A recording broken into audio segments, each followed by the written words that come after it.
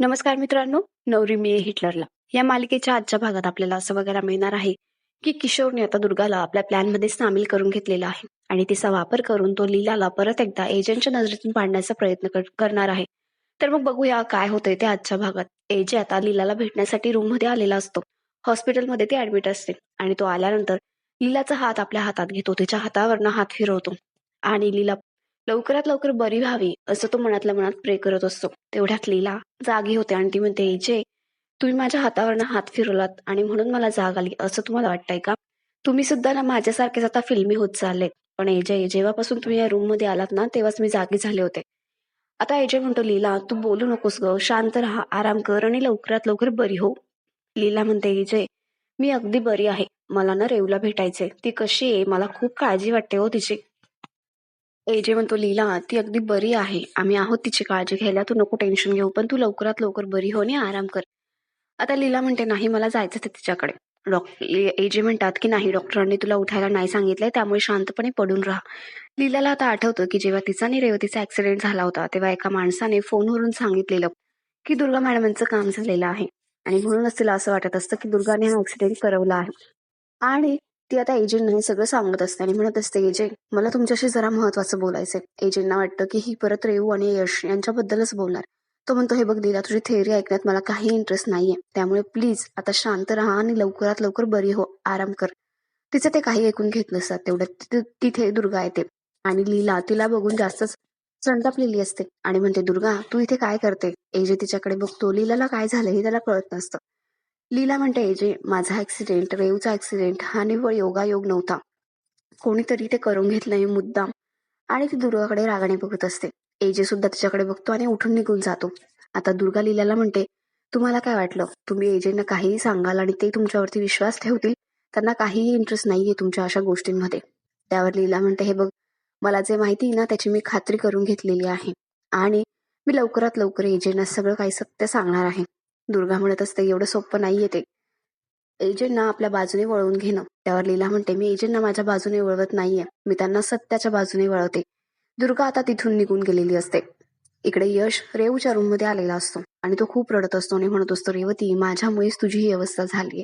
मला खरंच माफ कर. मी काय करू ना मला कळत नाहीये." कारण रेवूला खूप जास्त लागलेलं असतं आणि ती अजूनही बेशुद्ध अवस्थेमध्येच असते. आता यश बाहेर येतो आणि डॉक्टर त्यांना म्हणत असतात की रेवूचा खूप ब्लड लॉस झालाय. लीलाची तब्येत जरा बरी आहे, पण रेवू खरंच सिरियस आहे. त्याच्यावर आता यश खूप रडायला लागतो. दुर्गा त्यांना म्हणत असते की पैशांची काळजी करू नका, पण तुम्ही त्यांना चांगली ट्रीटमेंट द्या आणि त्या लवकरात लवकर बऱ्या झाल्या पाहिजे.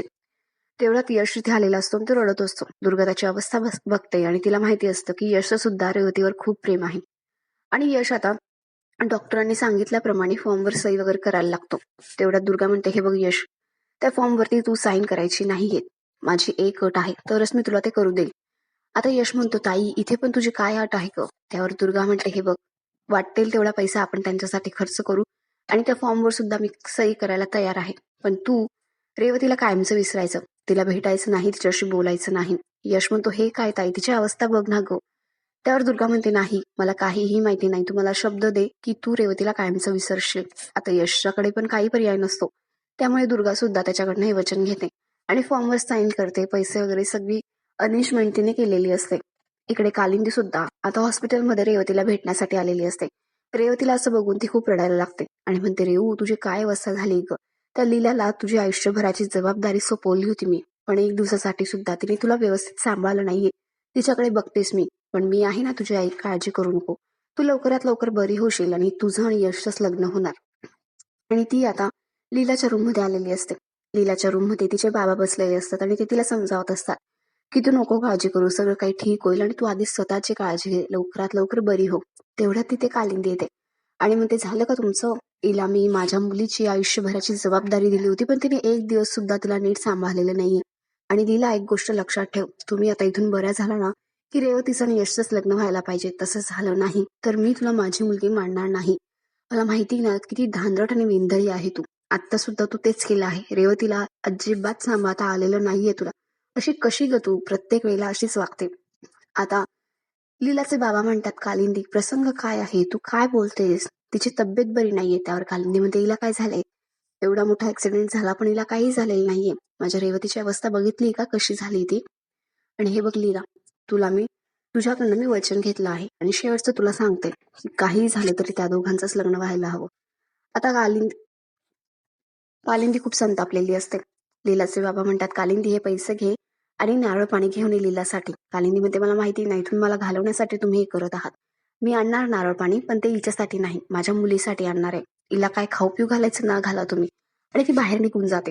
इकडे आता लीला म्हणते, बाबा मी काय करू, मला खरंच काही कळत नाहीये. आता लीलाचे बाबा म्हणतात की मी एजंट सोबत जाऊन बोलतो, मी सांगतो की यश आणि रेवतीचं एकमेकांवर किती प्रेम आहे. लीला म्हणते, नाही बाबा, कारण मुळात यश आणि रेवतींनीच एजंटला सांगितलेलं आहे की त्यांचं एकमेकांवरती प्रेम नाहीये. मग एजे आपलं का ऐकून घेतील. आता बाबांनाही खूप मोठा प्रश्न पडतो. लीला म्हणते, मी काय करू ना मला कळत नाहीये. बाबा म्हणतात, लीला तू अजिबात टेन्शन घेऊ नको. माझ्या एका मुलीच्या सुखासाठी दुसऱ्या मुलीचा जीव मी असा वेठीत नाही धरू शकत. त्यामुळे तू शांत राहा, काही करण्याची गरज नाहीये. इकडे यश घरी आलेला असतो. रेवतीला तो फोन लावण्याचा प्रयत्न करत असतो. तेवढ्यात तिथे दुर्गा येते.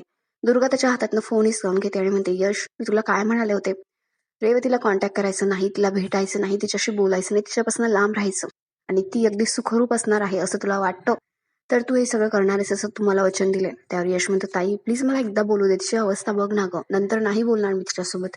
आणि तो खूप विनवण्या करत असतो, पण दुर्गा काय त्याला फोन देत नाही आणि त्याचा फोन हिसकावून घेऊन जाते. आता दुर्गाकडे किशोर आलेला असतो. किशोर म्हणतो, काय दुर्गा, झालं ना आपल्या मनाप्रमाणे सगळं, आपला प्लॅन अगदी सक्सेसफुल वर्क झाला आहे. दुर्गा म्हणते, काय आपला प्लॅन, कसला प्लॅन. त्यावर किशोर म्हणतो, अगं मी तुला म्हणालो होतो ना की रेवती यश आणि श्वेता यांच्यामधून कायमची निघून जाईल आणि त्यामुळेच हा ऍक्सिडेंट केला ना मी. त्यावर दुर्गा म्हणते, काय, पण मी असं नाही म्हटलं ना तुम्हाला दोघींचा ऍक्सिडेंट करा. हे बघा किशोर, मला माहितीये लीला मला अजिबात आवडत नाही, या घरात ती नकोय मला, आणि रेवती सुद्धा आता दोघांमध्ये यायला नको असं मला वाटतं. पण म्हणून मी एवढ्या खालच्या थराला जाणार नाही. त्या दोघींचा ऍक्सिडेंट मी केलेला नसणार आहे आणि त्या दोघींच्या जीवाशी मी खेळणार नाही, एवढं मला माहिती. किशोर म्हणतो, दुर्गा अगं शांत हो जरा, मला माहितीये तू किती चांगली आहेस ते, आणि इमोशनल होऊन चालणार नाहीये. हे बघ दुर्गा, ती लीला जेव्हापासून घरात आली ना, ती तुझं महत्व कमी करते आहे. तुला जे आतापर्यंत महत्व मिळत होतं ना, ते सगळं काही ती घेऊन जाते. आजी सुद्धा बारीक बारीक गोष्टी तुला सांगायच्या, एजंटच्या सगळ्या मीटिंग्स, शेड्यूल, डॉक्युमेंट्स तू हँडल करायची, घरात जेव्हाही पूजा असायची तू करायची. पण आता हा सगळा मान त्या लीलाला मिळतोय आणि मला माहिती तुझी काय अवस्था होत असेल ते. दुर्गाही विचार करते. आता किशोर म्हणतो, हे बघ, आपण हे सगळं काही लीलानेच केलंय असं सांगूया. लीला आणि रेवतीचा जो ऍक्सिडेंट झाला तो मुद्दाम लीलाने घडवून आणला असंच आपण सगळ्यांना सांगायचंय आणि या सगळ्याचं खापर त्या लीलावर फोडायचंय आणि ती परत एकदा एजंटच्या आणि सगळ्यांच्या नजरेतून पडेल आणि त्या दोघींचा कायमचा बंदोबस्त होईल. दुर्गा आता काही बोलत नसते आणि किशोर आता दुर्गाला तो व्हिडिओ दाखवतो ज्यामध्ये लीला तिच्या मावशाला बोलत असते की काहीही झालं, माझा जीव गेला तरी चालेल, पण मी रेवती आणि यश यांचं लग्न लावून देणार. आणि तो व्हिडिओ पाहिल्यानंतर दुर्गाला आता एक भक्कम पुरावा मिळालेला असतो. तो व्हिडिओ घेऊन ती आजींकडे जाते आणि म्हणते, आजी. आजी म्हणतात, दुर्गा तू आलीस, बरं झालं. कशी लीलाची तब्येत, कशी आहे ती, मला अभिरामने अडवलं, नाही तर मी जाणार होते तिला भेटायला, सांग ना मला. त्यावर दुर्गा म्हणते, आजी तुम्ही तिची एवढी काळजी करावी ना, असे नाही आमची लीला आई. तुम्हाला माहिती त्यांनी काय केलंय, म्हणजे मला सांगायला सुद्धा लाज वाटते. त्यावर आजी म्हणतात, दुर्गा तू काय बोलते, तुला कळतंय का. तर दुर्गा म्हणते, आजी हा व्हिडिओ बघा तुम्ही. आणि आजींना तो व्हिडिओ ती दाखवते आणि म्हणत असते, हे सगळं काही ना लीला यांनीच केले, त्यांचा आणि रेवतीचा मुद्दाम ऍक्सिडेंट त्यांनी घडवून आणला आहे. आणि तिला असं म्हणायचं असतं की त्यात लीला म्हणते की माझा जीव गेला तरी चालेल, पण रेव आणि यशचं लग्न व्हायला हवं आणि म्हणूनच तिने हे सगळं घडवून आणलं. कारण हे सगळं झालं तर यश रेवतीला बघण्यासाठी जाणार, त्याला तिची काळजी वाटणार आणि रेवतीवरचं त्याचं जे प्रेम आहे ते आपोआप सिद्ध होणार आणि म्हणूनच त्या दोघांचंच लग्न होणार. आणि हा सगळा घाट लीलाने याच्यासाठीच घातलेला आहे असं ती आजींना सांगत असते. आणि आजींना सुद्धा खूप मोठा धक्का बसलेला असतो की लीला असं का बोलते आणि अशी का वागते ते आजींनाही कळत नसतं. आणि आता दुर्गा आणि आजींच्या मनात लीलाविषयी विष पेरलेलं असतं आणि तसंच ती एजंटला सांगणार असते. तर इकडे आता एजे हॉस्पिटलमध्येच बसलेला असतो.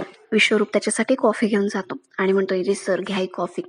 एजे आता कॉफी पितो आणि ती कॉफी साईडलाच ठेवतो. त्याला ती आवडलेलीच नसते आणि तो मनातल्या मनात विचार करतो की लीला तुला काही जमत नसलं ना तरी तू कॉफी खूप छान बनवतेस, अगदी मला हवी तशी. आणि लीलाच्या हातची कॉफी तो खूप मिस करत असतो आणि तो म्हणत असतो की लीला तू लवकरात लवकर बरी हो ग. आणि त्याला लीलाची खूप काळजी वाटत असते. विश्वरूप म्हणत असतो, एजे सर लीला मॅडम लवकरात लवकर बऱ्या होतील, तुम्ही नका काळजी करू. असंही त्यांना बरं व्हावंच लागेल. त्या खूप स्ट्रॉंग आहेत. माझी खात्री त्या लवकर बऱ्या होतील. कारण त्यांनी तुम्हाला चॅलेंजेस दिलंय ना तसं. आता एजे त्याच्याकडे बघायला लागतो. किशोर म्हणतो, थांबा मी आलोच डॉक्टरांकडे जाऊन. त्यांच्याशी बोलून येतो आणि तो निघून जातो. आणि आपला आजचा हा भाग इथेच संपतो. तर मग अशाच इंटरेस्टिंग अपडेटसाठी तुम्ही आमच्याशी कनेक्टेड राहा आणि आमच्या चॅनलला नक्की सबस्क्राईब करा. धन्यवाद.